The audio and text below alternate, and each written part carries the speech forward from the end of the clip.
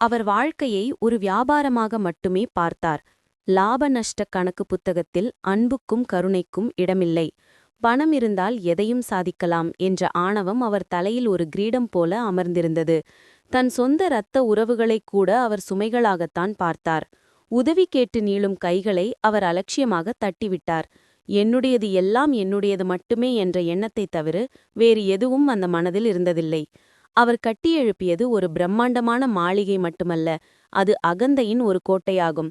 அதற்குள் அவர் தன்னைத்தானே அறிவித்துக் கொண்ட ராஜாவாக வாழ்ந்தார். ஆனால் விதியின் தீர்ப்பு வந்தபோது அந்த சாம்ராஜ்யம் சீட்டுக்கட்டு போல நொறுங்கி விழுந்தது. நேற்று வரை மற்றவர்களை புட்சித்த அந்த பெரிய மனிதர் இன்று ஒரு மௌன சாட்சியாக மட்டுமே எஞ்சியிருக்கிறார். சொந்த உடலிலிருந்து பிரிந்து காற்றில் தங்கி நிற்கும் ஒரு ஆத்மா. சுற்றி நடப்பவை அனைத்தும் தெளிவாக தெரிகிறது. பிரியமானவர்களின் அழுகையும் எதிரிகளின் மௌனமும் கேட்கிறது. ஆனால் ஒரு வார்த்தை கூட பேச முடியவில்லை. தான் செய்த தவறுகளுக்கு மன்னிப்பு கேட்க முடியவில்லை. ஒரு நொடி கூட பின்னோக்கி போக முடியவில்லை. திருத்த முடியாத தவறுகளின் சுமையை தாங்கிக் கொண்டு தன் சொந்த ஈமச் சடங்குகளை பார்க்க நேரிடும் ஒரு ஆத்மாவின் வேதனையான அனுபவம் இது. விசாலமான அந்த கிடப்பறையில் மரணத்தின் குளிர் பரவத் தொடங்கியது. இறக்குமதி செய்யப்பட்ட ஏர் கண்டிஷனரின் மெல்லிய இரைச்சலும் உயிர்காக்கும் கருவிகளின் தாள ஒளியும் மட்டுமே அங்கே இருந்தது. அறையிலிருந்த வெல்வெட் திரைகளுக்கு இடையில் கசியும் சூரிய ஒளி கூட அங்கே மங்கிப் போயிருந்தது. திடீரென்று அறையின் நிசப்தத்தை கிழித்தபடி கார்டியாக் மானிட்டரிலிருந்து நீண்ட பீப் சத்தம் எழுந்தது. அது ஒரு எச்சரிக்கை அல்ல, மாறாக அது ஒரு மரண தண்டனை. மருத்துவர் மெதுவாக ஸ்டெத்தஸ்கோப்பை காதிலிருந்து எடுத்து கழுத்துக்கு கீழே இறக்கினார். அவரது முகத்தில் எந்த உணர்ச்சியும் இல்லை. இது வழமையான வேலை மட்டுமே. அவர் தனது கைகடிகாரத்தை பார்த்து நேரத்தை குறித்து கொண்டார். பிறகு சுற்றிலும் பயத்தோடும் நம்பிக்கையோடும் நின்றிருந்தவர்களை பார்த்து மெதுவாக ஆனால் உறுதியான குரலில் சொன்னார், மன்னிக்கவும், அவர் நம்மை விட்டு போய்விட்டார். இனி எதுவும் இல்லை. அந்த வார்த்தைகள் ஆடம்பர அறையின் சுவர்களில் எதிரொலித்தன. அடுத்த நிமிடம் அங்கே மொத்த கூக்குரல் எழுந்தது. மனைவி நெஞ்சில் அடித்துக்கொண்டு கட்டிலில் விழுந்தார். மகன்கள் அதிர்ச்சியில் உறைந்து நின்றனர். ஆனால் கூரையோடு ஒட்டி கண்ணுத்து தெரியாமல் எல்லாவற்றையும் பார்த்து கொண்டிருந்த ஆத்மாவால் இந்த காட்சியை நம்ப முடியவில்லை. ஏதோ ஒரு மயக்கத்தில் இருப்பது போல அவர் கீழே பார்த்தார். யார் அங்கே படுத்திருப்பது? நானா? பட்டு விரித்த படுக்கையில் அசைவின்றி கிடக்கும் தன் சொந்த உடலை அவர் பார்த்தார். கண்கள் பாதியிலேயே திறந்திருந்தன. எல்லோரையும் பயமுறுத்திய அந்த முகத்தின் கம்பீரம் மரணத்துக்குப் பிறகும் மறையவில்லை. இல்லை, இது உண்மையல்ல. நான் சாக முடியாது. இவ்வளவு பெரிய சாம்ராஜ்யத்தை உருவாக்கிய நான், என் திட்டங்கள், என் தொழில் எல்லாம் பாக்கியிருக்கிறது. அவர் கீழே பாய்ந்தார். தன் உடலுக்குள் திரும்ப நுழைய துடித்தார்.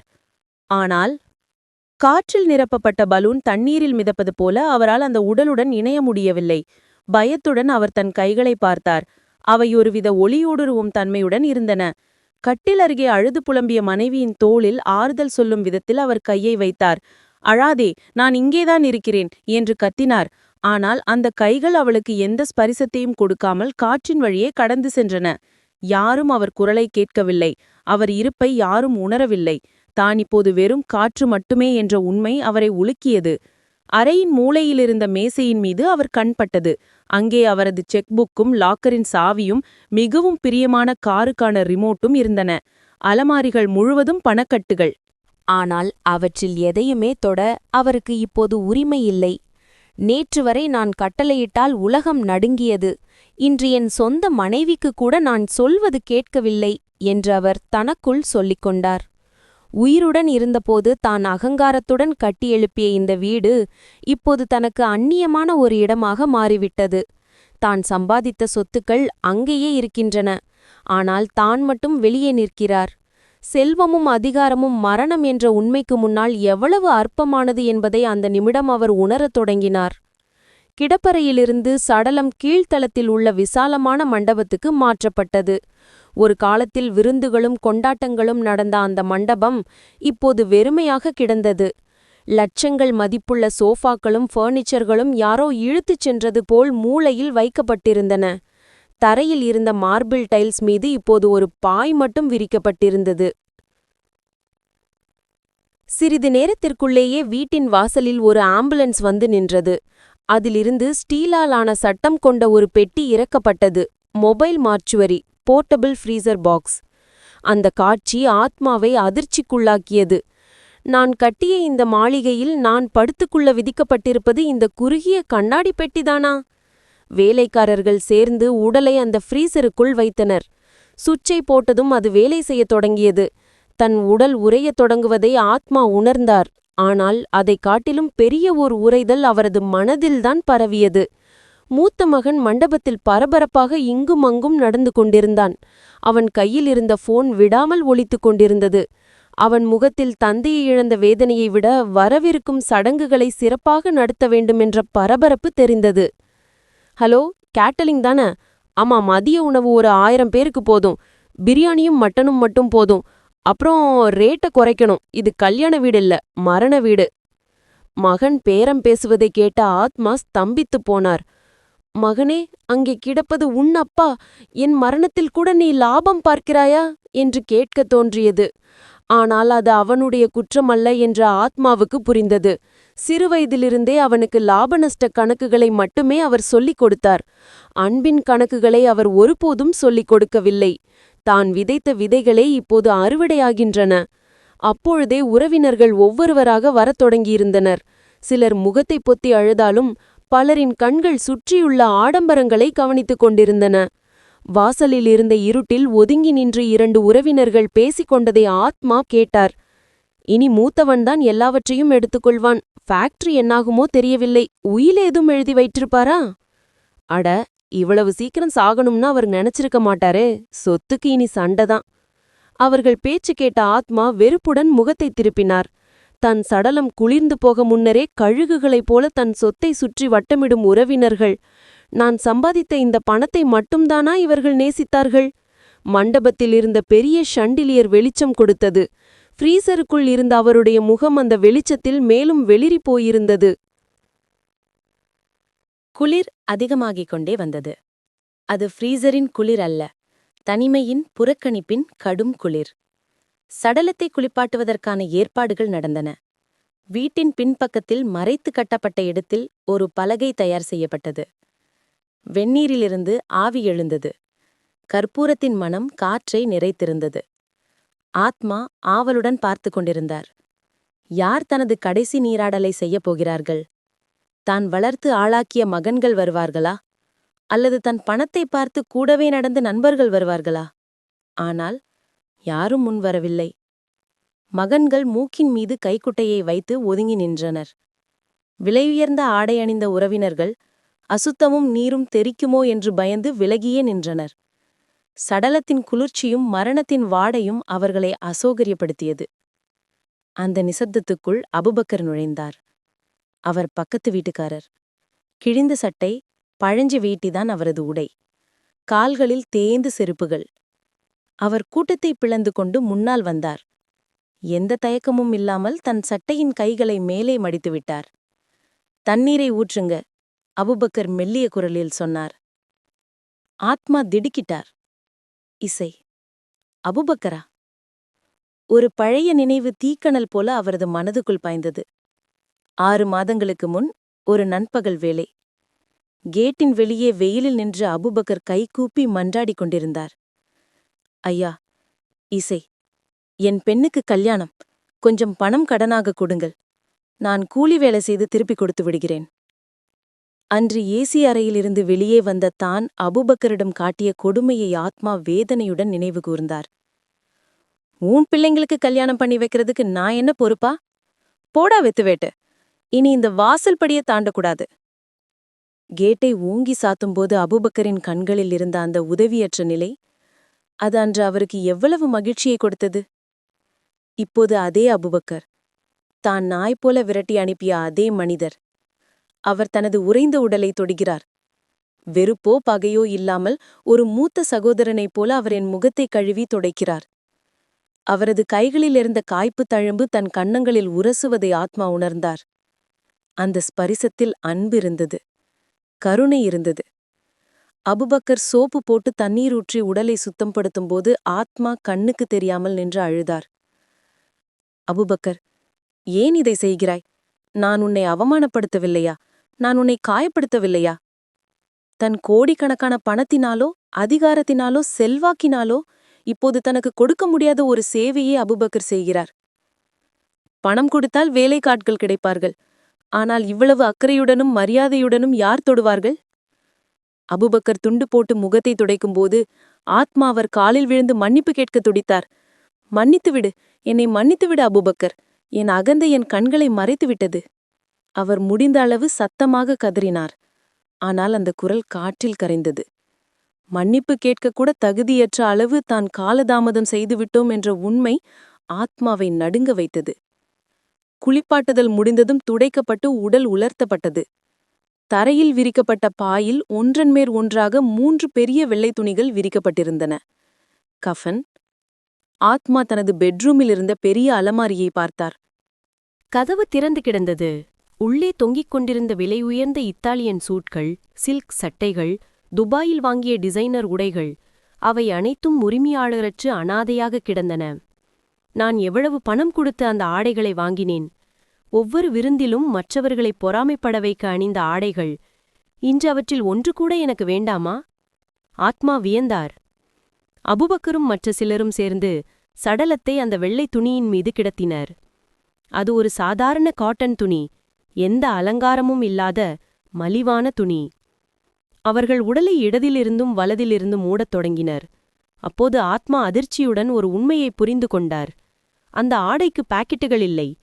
தான் உயிருடன் இருந்தபோது எப்போதும் கைவிட்டுக் கொண்டிருந்த பேண்டின் பாக்கெட்டுகள், பணப்பையையும் கார் சாவிகளையும் கிரெடிட் கார்டுகளையும் பாதுகாப்பாக வைத்திருந்த அந்த இடங்கள் எதுவும் இங்கே இல்லை.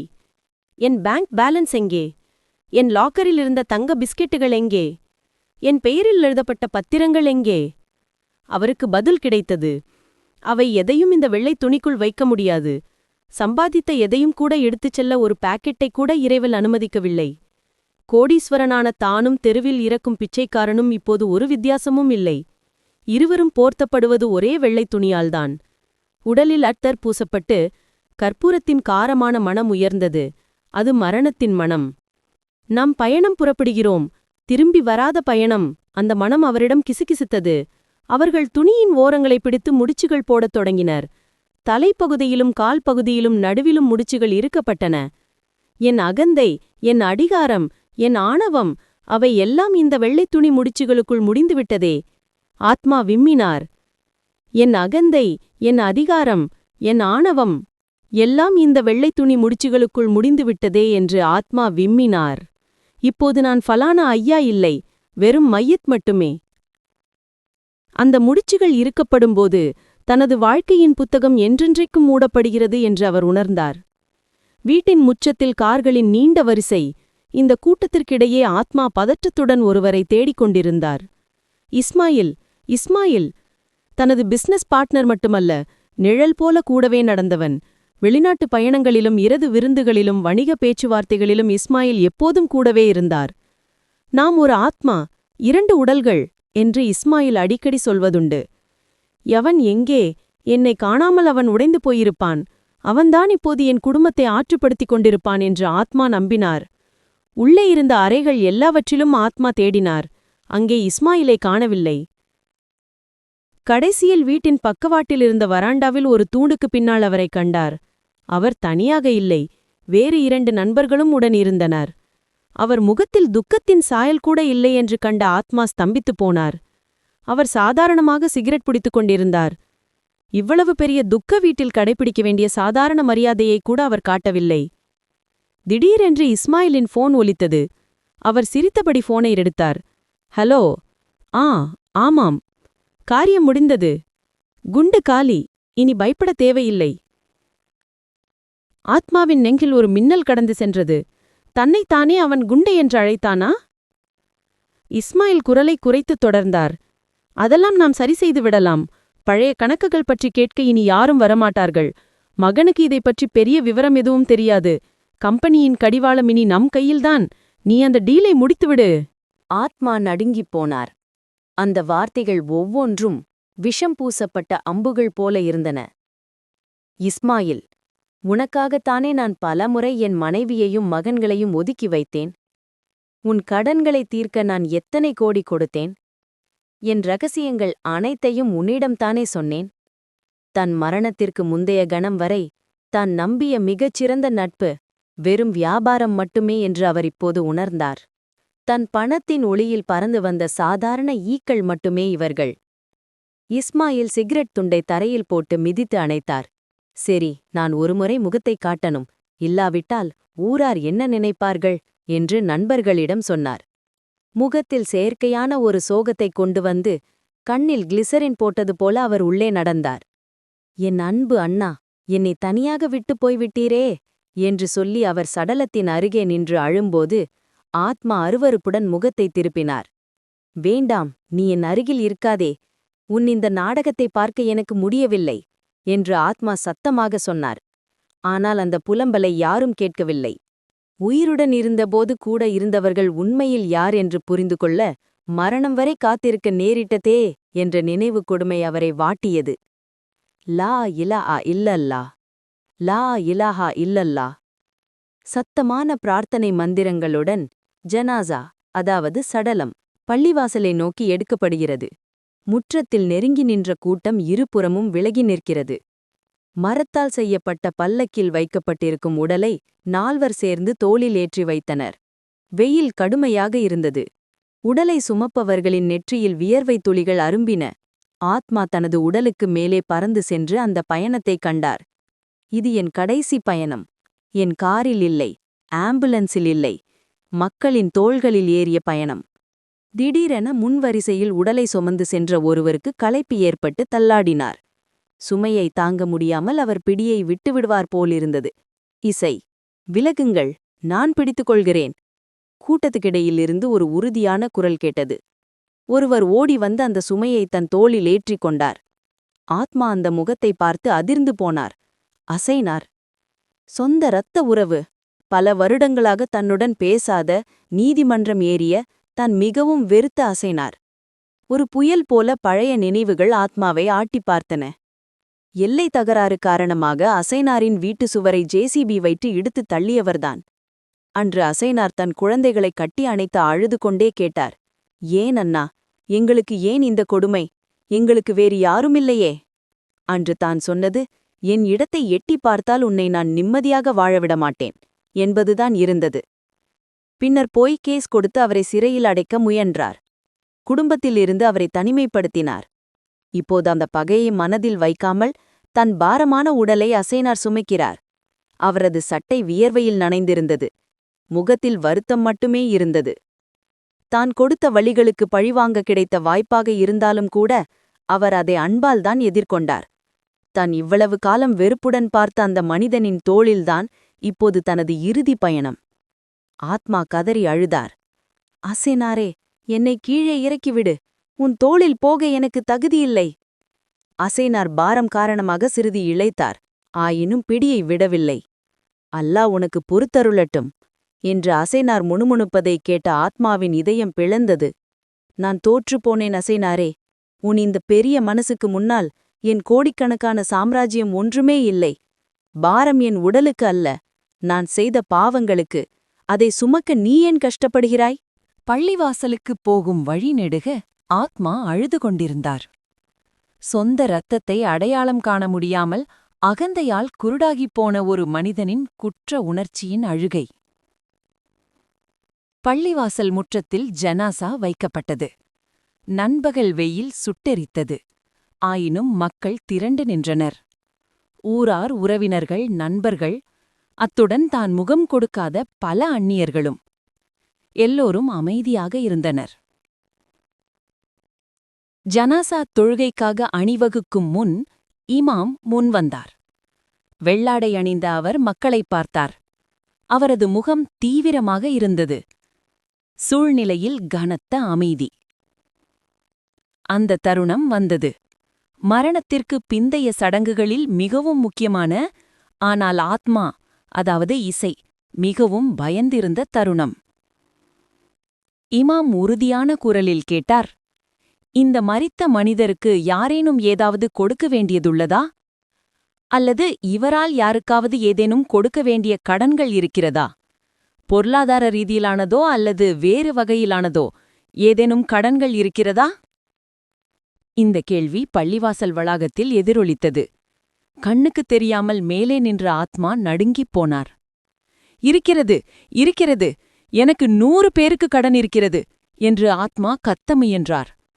கணக்கு புத்தகத்தில் எழுதிய கடன்கள் மட்டுமல்ல, கண்ணீரின் கடன்கள்.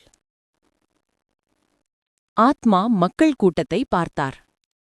அங்கே பல முகங்களைக் கண்டார். தான் வேலை நீக்கம் செய்த டிரைவர் ரகு. ஒரு சிறிய தவறுக்காக அவரை நடுரோட்டில் இறக்கிவிட்டபோது அவர் அழுதார். ஐயா, என் குழந்தைக்கு மருந்து வாங்க வேண்டிய காசு. ரகு அங்கே தலை குனிந்து நின்றார். தன் ஃபேக்டரியிலிருந்து நீக்கப்பட்ட விதவை ஃபாத்திமா. அவர்களுக்கான சலுகைகள் அனைத்தையும் தான் இசை தடுத்து நிறுத்தி, சட்டம் சட்டத்தின் வழியே போகும் என்று சொல்லி அவரை விரட்டியடித்தார். அவளும் அங்கே இருந்தாள்.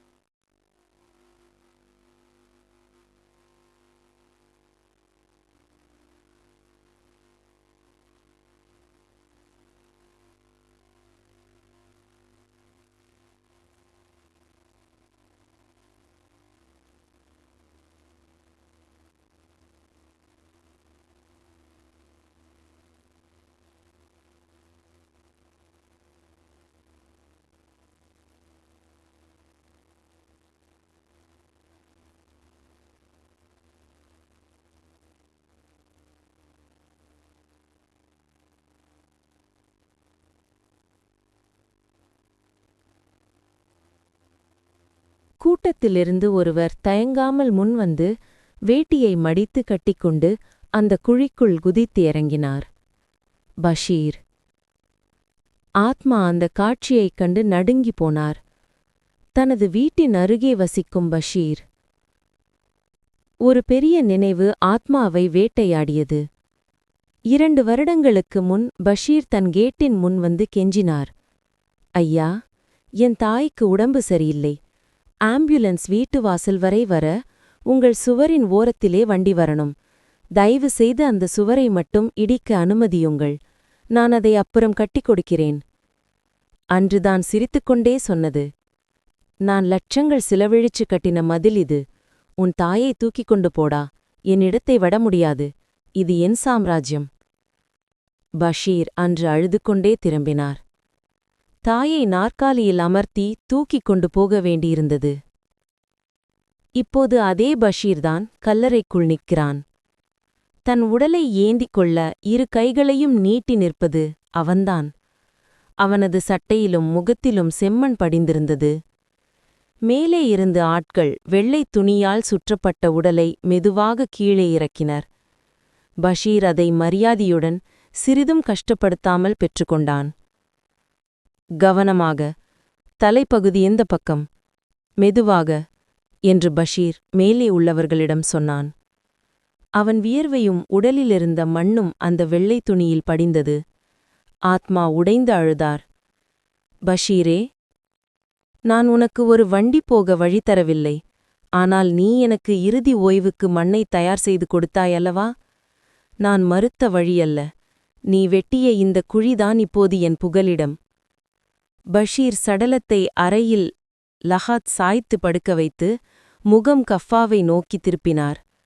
பிறகு முடிச்சுகள் ஒவ்வொன்றாக அவிழ்க்கப்பட்டன. கடைசியாக பஷீர் அந்த முகத்தை பார்த்தார். அந்த பார்வையில் ஒரு புகாரும் இல்லை. உறங்குங்கள் ஐயா, இனி உங்களை தொந்தரவு செய்ய யாரும் வரமாட்டார்கள் என்று சொல்வது போல இருந்தது. பஷீர் கல்லறைக்குள்ளிருந்து ஏறினார். 6 அடி மண். அது மட்டுமே இப்போது உண்மை. தான் கைப்பற்றிய ஏக்கர் கணக்கிலான நிலங்கள், எல்லை தகராறுகள், சுவர்கள் எல்லாம் அங்கே மேலே அர்த்தமில்லாமல் கிடக்கின்றன. என் இடம் என்னுடையதல்ல. பஷீர் தந்த இந்த மண்ணே இப்போது என் வீடு. நான் தோற்றுப் போயிருக்கிறேன். என் அகந்தை இந்த மண்ணில் கரைந்து போகிறது. பஷீரும் மற்றவர்களும் ஏறிய பின் வீசும் காற்றை சாட்சியாக வைத்து அவர்கள் கல்லறை மீது மரப்பலகைகளை அடுக்கத் தொடங்கினர். ஆத்மா கல்லறைக்கு மேலே இருந்து அதை பார்த்தார். ஒவ்வொரு பலகை வைக்கும்போதும் கீழே உள்ள தன் உடலுக்கு செல்லும் வெளிச்சம் குறைந்து கொண்டே வந்தது. வேண்டாம், மூடாதீர்கள் என்று ஆத்மா பதற்றத்துடன் கத்தினார். எனக்கு இருட்டை கண்டால் பயம். நான் ஏசி அறையில் வெளிச்சத்தில் மட்டுமே படுத்திருந்தவன். ஆனால் அவர்கள் பலகைகளை அடுக்கி முடித்தனர். கடைசியாக பலகையும் வைக்கப்பட்டது. அதோடு இம்மையுலகத்துடனான ஆத்மாவின் கடைசி கதவும் அடைக்கப்பட்டது. பிறகு கேட்டது மண்ணின் சத்தம். ஒரு கைப்பிடி மண். மூத்த மகன் முதல் கைப்பிடி மண்ணை அள்ளி போட்டான். அது பலகைக்கு மேலே விழுந்தபோது எழுந்த டும் என்ற சத்தம் ஆத்மாவின் நெஞ்சில் ஒரு நெருப்புத் துண்டு விழுந்த போல இருந்தது. பிறகு அனைவரும் மண்ணை அள்ளிப் போடத் தொடங்கினர். மண்பெட்டிகளால் மண்ணைக் கொட்டி மூடும் சத்தம் மட்டுமே. தான் இவ்வளவு காலம் மிதித்து நடந்த மண் இப்போது தனது நெஞ்சின் மீது ஒரு மலை போல உயர்ந்து வருகிறது. நிமிடங்களில் அந்த குழி மூடப்பட்டது. அது ஒரு மண் குவியலாக மாறியது. அதன் மேல் 2 மீசான் கற்கள் நடப்பட்டன. பச்சிலைகள் தூவப்பட்டன. எல்லாம் முடிந்தது. ஆட்கள் கைகளை கழுவிவிட்டு திரும்பி நடக்கத் தொடங்கினர். ஆத்மா தன் மகனின் அருகே ஓடினார். மகனே, நீயும் என்னை தனியாக விட்டுப் போகிறாயா? உனக்காகத்தானே நான் இதையெல்லாம் சம்பாதித்தேன். என்னை இங்கே தனியாக விடாதே. மகன் அதைக் கேட்காமல் வாட்சை பார்த்து வேகமாக நடந்தான். இனி வழக்கறிஞரை பார்க்க வேண்டும். சொத்து விவரங்கள் என்று அவன் யாரிடமோ போனில் பேசினான். உறவினர்கள், நண்பர்கள், ஊரார் என அனைவரும் ஒவ்வொருவராக பள்ளிவாசலை விட்டு வெளியேறினர். செருப்புகள் மண்ணில் உரசும் சத்தம் தூர தூரமாய் சென்று மறைந்தது. கடைசியில் பள்ளிவாசல் வளாகத்தில் கனத்த அமைதி மட்டுமே மிஞ்சியது. சூரியன் மறைந்தது. உறைந்த இருள் பரவத் தொடங்கியது. ஆத்மா அந்த மண் குவியலின் மீது தனியாக அமர்ந்திருந்தார். சுற்றிலும் மற்ற கல்லறைகள் மட்டுமே. தூரத்தில் எங்கோ ஒரு ஆந்தையின் அலறல். நான் தனியாகிவிட்டேன். ஆத்மா விம்மினார். என் கோடிகள் வங்கியில் இருக்கின்றன. என் கார்கள் கேரேஜில் இருக்கின்றன. என் குடும்பம் வீட்டில் இருக்கிறது. இங்கே இந்த இருட்டில் என் கூட யாருமில்லை. இல்லை, கூட இருக்கிறது. தான் செய்த பாவங்களின் ஒரு பெரிய சுமை. அபூபக்கரை அழவைத்தது, அசைனாரை ஏமாற்றியது, ஏழைகளை விரட்டியடித்தது. ஒவ்வொரு முகமும் இப்போது அந்த இருட்டில் தெளிவாக தெரிகிறது. அவற்றையெல்லாம் பணம் கொடுத்து அழிக்க முடியாதல்லவா? காலம் கடந்துவிட்டது. எல்லாம் கடந்துவிட்டது. ஆத்மா வானத்தை பார்த்து அலறினார். படைத்தவனே, எனக்கு ஒரு வாய்ப்பு கொடு. ஒரே ஒரு நாள். நான் எல்லோரிடமும் மன்னிப்பு கேட்கிறேன். என் சொத்துக்களை ஏழைகளுக்கு கொடுக்கிறேன். ஆனால் காலம் பின்னோக்கி பயணிக்காது. மரணம் ஒரு வாய்ப்பையும் மிச்சம் வைக்காது. அந்த பள்ளிவாசல் வளாகத்து மருதாணிச் செடிகள் காற்றில் அசைந்து கொண்டே சொன்னது, இனி புலம்பி பயனில்லை. விதைத்ததே அறுவடை. அறுவடை செய்ததே உன் கூட இருக்கும். ஆத்மா தனது விதியை எதிர்கொண்ட அந்த அடர்ந்த இருளில் தனது சொந்த கல்லறைக்கு பாதுகாப்பாக அமர்ந்திருந்தார். உணர்த்தும் பாடம். இந்த கதை ஒரு மரணத்திற்கு பிந்தைய அனுபவம் மட்டுமல்ல. இது உயிருடன் இருப்பவர்களுக்கான ஒரு விழிப்புணர்வு பாடம். இதிலிருந்து நாம் புரிந்து கொள்ள வேண்டிய உண்மைகள் நிறைய உள்ளன. மரணம் யாருக்காகவும் காத்திருக்காது. கோடீஸ்வரனாக இருந்தாலும் பிச்சைக்காரனாக இருந்தாலும் இறுதி பயணத்தில் கூட இருப்பது பாக்கெட்டுகளில்லாத ஒரு வெள்ளை துணி மட்டுமே. பேங்க் பேலன்ஸோ, தங்கமோ, அதிகாரமோ மரணத்தின் வாசலை கடக்காது. நாம் வெறுங்கையுடன் வந்தோம், வெறுங்கையே திரும்புவோம். நான் யாருடைய உதவியும் இல்லாமல் வாழ்வேன் என்பது மனிதனின் மிகப்பெரிய ஆணவம். பிறப்பு முதல் இறப்பு வரை நாம் மற்றவர்களை சார்ந்துதான் வாழ்கிறோம். நம் இறுதி பயணத்தில் நம்மை குளிப்பாட்டவும் சுமக்கவும் மண்ணில் இறக்கி வைக்கவும் நாம் மிகவும் காயப்படுத்தியவர்களே முன்வரக்கூடும். மனிதன் மனிதனை நேசிப்பது பரஸ்பர தேவைகளுக்காக அல்ல, மனிதநேயத்தின் பெயரால் இருக்க வேண்டும். ஒருவர் இறக்கும்போது அவர் உருவாக்கிய கட்டிடங்களோ பணமோ அல்ல எஞ்சி நிற்கிறது, மற்றவர்களின் மனதில் அவர் விட்டு செல்லும் நினைவுகளே. அவர் ஒரு நல்ல மனிதர் என்று ஒருவராவது மனதார சொன்னால் அதுவே வாழ்க்கையின் வெற்றி. மற்றவர்களின் கண்ணீரை துடைக்க முடியவில்லை என்றால் தன் மரணத்தில் யாரும் மனதார அழமாட்டார்கள். மன்னிப்பு கேட்கவும் தவறுகளை திருத்திக் கொள்ளவும் நாளை வரை காத்திருக்காதீர்கள். ஏனெனில் நாளை என்பது நம் ஆயுளில் இருக்குமா என்று யாருக்கும் உறுதியாக சொல்ல முடியாது. அகந்தையை விட்டுவிட்டு பணிவுடன் வாழுங்கள். நாம் என்னுடைய மண்ணு என்று சொல்லி சுவர்கள் கட்டி பாதுகாக்கும் நிலங்கூட நமக்கு சொந்தமில்லை. இறுதியில் நமக்கு கிடைப்பது 6 அடி மண் மட்டுமே, அதுவும் இன்னொருவர் குழித்து தர வேண்டியுள்ளது. அப்படியானால் உயிருடன் இருக்கும்போது எதற்காக இந்த எல்லைகள், எதற்காக இந்த பகையும் வெறுப்பும்? நினைவில் கொள்ளுங்கள், வாழ்க்கை ஒரு முறைதான். அதை நேசித்தும் உதவி செய்தும் மற்றவர்களுக்கு வெளிச்சமாகவும் வாழ்ந்து முடிக்கவும். மரணத்திற்குப் பின் வருந்துவதில் பயனில்லை, ஏனெனில் அப்போது திருத்த வாய்ப்புகள் இல்லை.